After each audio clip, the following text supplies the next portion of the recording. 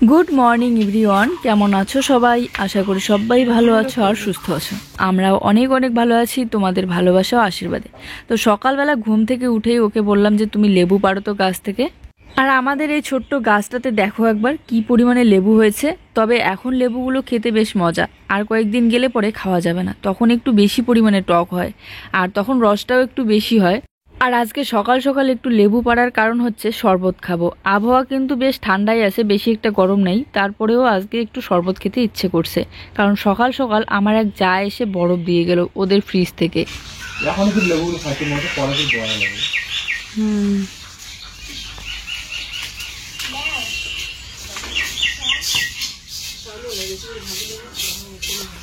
শোনা, আসো লেবু কুড়াও, লেবু কুড়াও। দেখো কি লেবু হয়েছে, তো বড় বড়। এগুলো এই সময় খাইতে বেশি মজা, আর একটু বড় হলে পরে রসটা হচ্ছে বেশি টক হয়ে যায়, তাই না?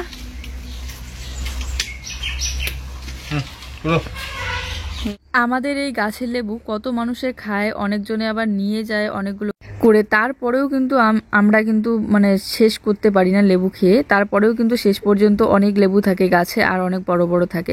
গাছটা অনেক চাপার মধ্যে পড়েছে, এখানে কিন্তু দেখো না তো রোদ ঢুকে, কিন্তু তারপরেও প্রচুর পরিমাণে লেবু হয়। তবে এখন থেকে ভেবে ভেবে একটু কষ্ট লাগে, কারণ এই জায়গায় আমাদের ঘর তুলতে হলে এই লেবু গাছটা কাটতে হবে। বাড়ির এই যে যেই সব গাছের মধ্যে ফল হয় সেই সব গাছ না কাটাকাটি করতে একদম ভালো লাগে না, খুব খারাপ লাগে।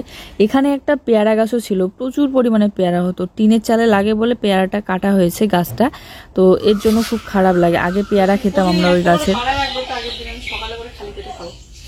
Morning everyone, welcome back to our new video. সকাল সকাল ব্রাশ করে মুখ ধুয়ে কয়েকটা লেবু পেড়ে নিলাম, কারণ আমার এক যা হচ্ছে বরফ দিয়ে গেল, তো ভাবলাম যে খাওয়া দাওয়া করে পরে হচ্ছে শরবত বানিয়ে খাবো। আসো এদিকে এসো না, শরবত বানিয়ে খাবো আর কি পরে, এই জন্য আগে পেরে রাখলাম গাছ থেকে। লেবুগুলোর রস কিন্তু আছে সেই, এই দেখো বরফটা দিয়ে গেল, ওদের ফ্রিজ আছে তো।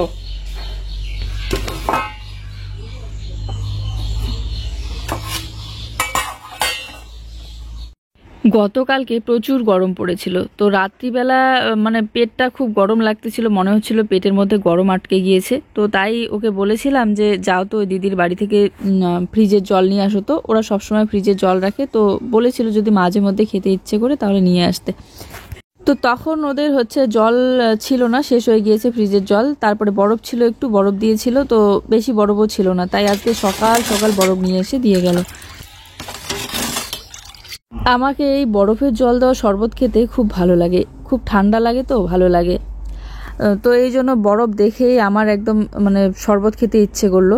তো তাই এই যে সকালবেলাকার খাওয়া দাওয়াটা সেরে এই যে শরবত বানিয়ে নিচ্ছি বরফ দিয়ে, এক বাটি বানিয়ে নিচ্ছি, কারণ বাবা ওরা হচ্ছে ধান কাটছে, তো ওখানে নিয়ে গিয়ে দেবো। আর চায়না ধান কাটলে এমনিতেই খুব গরম লাগে, রোদ থাক আর না থাক, তাই একটু বেশি করেই বানিয়ে নিচ্ছি। এখানে কিন্তু অনেক কয়েকটা লেবু কেটে দিয়েছি, আর আমাদের লেবুটার তো খুব সেন্ট, তাই শরবতটা বানাতে গিয়ে একদম দারুণ সেন্ট উঠেছে লেবুগুলো দেওয়ার পর। তো এখন চিনিটাকে গলিয়ে নিচ্ছি, আর এই যে জুই একদম বরফ দেখে পাগল হয়ে গিয়েছে, কিন্তু আজকে ওকে বরফ দেওয়াই যাবে না, কারণ আজকের আবহাওয়াটা একটু ঠান্ডা। অনেকক্ষণ ধরে গুলাচ্ছি কিন্তু বরফটা গলছেই না, ভেঙে ভেঙে দিলে হয়তো তাড়াতাড়ি গলে যাবে, কিন্তু ভাঙলাম না, আর ভাঙলেই জুই খেতে যাবে। এই দেখো বরফ দেওয়া শরবত। তো আমি একটু খেলাম আর একটু জুইকে টেস্ট করার জন্য দিলাম, তারপরে জুইয়ের বাবা একটু, আর এইগুলো হচ্ছে বাবা আর দাদার জন্য। ওইদিকে নিয়ে গিয়ে দেওয়ার জন্য নিয়ে তো আসলাম, কিন্তু এখানে ওইদিকে যাওয়ার সময় যে আলটা আছে সেখানে প্রচুর পরিমাণে ঘাস আর জোকের ভয়, তাই বাবার হাতে দিয়েছিলাম পরে। তারপরে চলে আসলাম, এখন কাজকর্মগুলো করছি ধীরে ধীরে। সবার প্রথমে তো এই যে বিছানা গুছিয়ে নিচ্ছি, আর কলের বাড়ির কাজগুলো করতে একটু অসুবিধা হচ্ছে, তার কারণ হচ্ছে মিস্ত্রি লেগেছে, বিবানদের ঘর ঠিক করতেছে, তো আমাদের কলটার একদম উপরেই ওদের হচ্ছে ছাদটা হচ্ছে, তো ওইখানে নতুন অনেকগুলো মিস্ত্রি লেগেছে, তো একটু কেমন যেন লাগে কলের বাড়ির কাজ করতে। তো এই জন্য আর কি কলের বাড়ির কাজগুলো একটু পরে করি, আগে ঘর গুছিয়ে নিই। এমনিতে সকাল সকাল মিস্ত্রি আসার আগে কলের পাড়ে যা যা কাজ ছিল মানে বাসনপত্র মাজা ধোয়া এগুলো কমপ্লিট করে নিয়েছি। তারপরে দেখো জুইয়ের সকালবেলাকার খাওয়া হয়ে গিয়েছে, জুই কিন্তু এসে বসে পড়লো হোমওয়ার্ক করার জন্য। তো ওর হোমওয়ার্ক করার সময় বাবা কিন্তু ওকে বারবার করে ডাকছিল ভাত খাওয়ার জন্য, কিন্তু ও বলছে যে যখন টিউশনে বকা দিবে তখন কি ভালো হবে, তো আগে লেখাটা লিখি তারপরে খাবো আমি।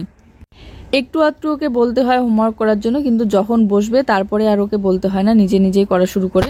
তো বন্ধুরা আমি গিয়েছিলাম একটু মাথা ভাঙায় একটা ওষুধ আনার জন্য, তো ওষুধ আনতে গিয়ে এই যে আজকে বিরিয়ানি নিয়ে আসলাম জুয়ের জন্য। আজকে কিন্তু ধান কাটার কাজ চলছে, কিন্তু ওর মানে হচ্ছে ওষুধটা প্রয়োজন ছিল নিয়ে আসা, এই জন্য ও গিয়েছিল ওষুধ নিয়ে আসতে। তো ওদিকে আমাকে বললো যে বিরিয়ানি নিয়ে আসি। সরো শোনা ধোয়া আছে কিন্তু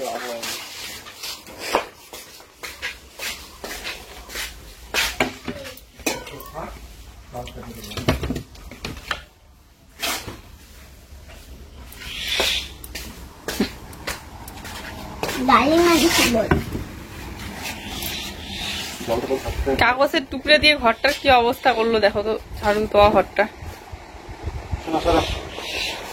মাথা ভাঙার যে দোকানটা থেকে ও বিরিয়ানি নিয়ে আসে ওই দোকানের বিরিয়ানিগুলো খুব ভালো লাগে, আর মানে ভালো হয়, আর ওই দোকানটা অনেক পরিষ্কার পরিচ্ছন্ন। তো আমরা মানে খেলে আর কি ওখান থেকেই নিয়ে আসি। এই যে 2-3 বার নিয়ে আসলো ওখান থেকেই নিয়ে এসেছে, শুধু একবার মনে হয় ঘোষাডাঙ্গা থেকে নিয়ে এসেছে। আর মাঝে মধ্যে জুই বিরিয়ানি খেতে খুব পছন্দ করে, তাই বলে যে বিরিয়ানি খাবো, তাই মাথা ভাঙা গেলে নিয়ে আসে ওর বাবা। তো দেখো বিরিয়ানিতে দেওয়া আছে একটা ডিম আর আলু আর হচ্ছে চিকেন, এটা হচ্ছে চিকেন বিরিয়ানি। তো আমরা এখন 3 জনে খাবো, তো তার আগে আমি ভাবলাম যে 2-1টা শর্ট বানানো যাক, যেহেতু বিরিয়ানি নিয়ে এসেছে, বিরিয়ানির কি শর্ট হয়, তো এই জন্য বানিয়েছিলাম। আর তার সাথে কিন্তু শসা স্যালাড দিয়েছে আর পেঁয়াজ এরকম গোল গোল করে কেটে দিয়েছে। আমরা তো খাবো, এতগুলো তো জুই একা খেতে পারবে না, আগে ওকে দেবো, ও কতটা খাবে তারপরে আমরা খাবো। আমরা বিরিয়ানি খাবো, 1 প্লেটে আনছি, তুই 1 প্লেটে ভাগ করে খাবো 3 জনে। ভাত খেয়ে নিয়েছি। তো আজকে ওই তো বিরিয়ানি নিয়ে এসেছিল, তো বিরিয়ানি খেলাম, তারপরে জুই ওর ঠাম্মির ঘরে ভাত খেলো। আর দুপুরবেলা রান্না বান্না করিনি, জুয়ের বাবাও খেলো একটু করে বিরিয়ানি। আর এখানে দেখো এই যে শাড়িটা পরে রিলস বানালাম, এখন একটু গুছিয়ে রাখবো। স্নান করে আসলাম আমাদের কলে, আসলে জেঠিমাদের কল থেকে স্নান করে আসলাম। আসলে আমাদের কলের পাড়টা হচ্ছে বিবান্তের ঘরে কাজ চলতেছে, তো মিস্ত্রিগুলো একদম উপরে উঠে কাজ করছে, তো এই জন্য কলের পরে স্নান করলাম না, একদম জেঠিমাদের কল থেকে স্নান করে আসলাম। এসে এই তো বসে আছি।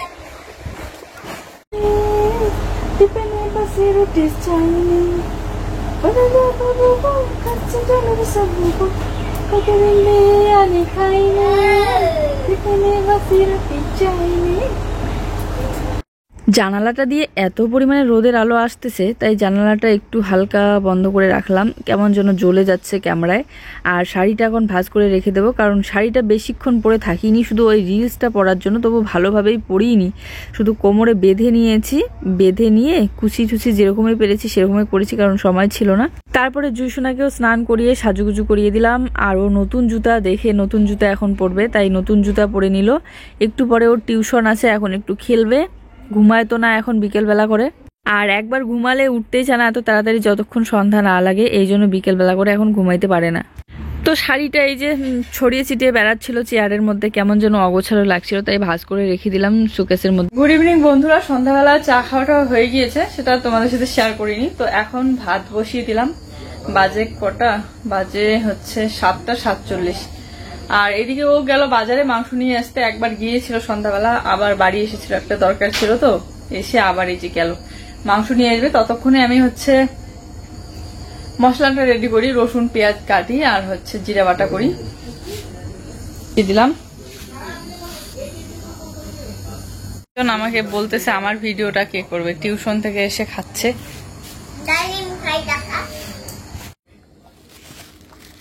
তো এই যে বাজার থেকে নিয়ে আসলো মাংস, আর ও বাজার থেকে মাংস নিয়ে আসলে কিন্তু মাংসর পিসগুলো অনেক সুন্দর হয়, একদম হাড় হাড় থাকে, আর হাড় হাড় মাংস ভালো লাগে, আর বেশি নরম মাংসগুলো কিন্তু ভালো লাগে না ব্রয়লারের মাংসে। ও কিন্তু আগেই বলেছে যে ও মাংস রান্না করবে, তার কারণ হচ্ছে ব্রয়লারের মাংস রান্না করতে আমার মানে রান্না করলে করতে পারি, কিন্তু রান্না করলে আমি হচ্ছে খেতে পারি না ভালো। মাংসটা ধুয়ে রাখলাম, আর এইদিকে হচ্ছে রসুন পেঁয়াজ এগুলো কাটলাম, এখন মাংসটা বানানো হবে। ও বলছে ও বানাবে, আর আমি ভাত রান্না করলাম, ও মাংস বানাবে, কারণ ও ব্রয়লারের মাংস ভালো বানাতে পারে। দেখো, কারণ আমার হাতে রান্নাই বেস্ট। আর এখন একটা কথা বলি, অনেক কিছুই বলতে চাইলাম, বলেও ফেললাম, কিন্তু মিউট করে দিলাম, আর বললাম না, ছাড়ো এসব কথা। আর যে যা ইচ্ছে বলুক, কাউকে আর বোঝানোর মতো ক্ষমতা আমার নেই, কাউকে বলার মতো ক্ষমতাও আমার নেই। আর মানুষকে বলেই বা কি হবে, এটা সেটা। আমি কি ভাবি, কি করি আর কি না করি, আমার বরকে কি বলি আর কি না বলি, সেটা তো আমি জানি। তো আর অন্য কাউকে বলার দরকার কি? যারা বলার তারা বলবেই, তাদেরকে হাজার বলো হাজার বোঝাও, তারা বলবেই। তাই মানুষকে বোঝানোটা প্রয়োজন মনে করি না। আমার অবস্থা, আমার কষ্ট আমি বুঝি। আমার সময়টা যেমন করে হোক আমাকেই পার করতে হয়। যাকে ছাড়ো এসব কথা। মাংস রান্না করলে আমি নিজে খেতে পারি না, আর এত ভালো বানাতে পারি না, তো এই জন্য বর বানায় মাংস নিয়ে আসলে। কারণ ও কখনোই চাবে না যে আমি না খেয়ে থাকি বা খেতে না পারি।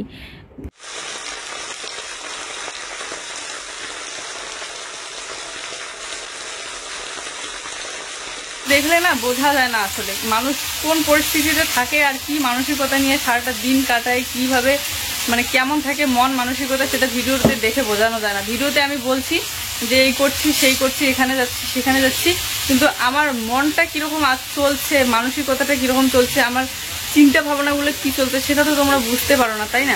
জুতা কিনছি প্রতিদিন, নাকি জুতা কিনি, এত জুতা কে কিনে? এর আগে ভিডিওটা মন দিয়ে দেখলে তো বুঝতে পারবে, না দেখলে কেমন করে বুঝতে পারবে? যারা যারা দেখেছো তারা তো জানোই। এর আগে গিয়েছিলাম, জুতা কেনা হয়নি, দেখে থেকে ঘুরে আসছি, কিন্তু কিনিনি জুতা। প্রত্যেকদিন ফালা কাটা যায় স্যান্ডেলগুলো পরে, আর স্যান্ডেল ছাড়া বাকি একজোড়াই আছে ওর শু, সাদা শু। আর এই গরমে শু পরে কে যায়? তবুও যদি যেদিন করে স্যার যাইতে বলে নিয়ে, সেদিন করে নিয়ে যায়, তাছাড়া এমনিতে স্যান্ডেল পরে যায়, আর ও স্যান্ডেল পরে যেতে চায় না।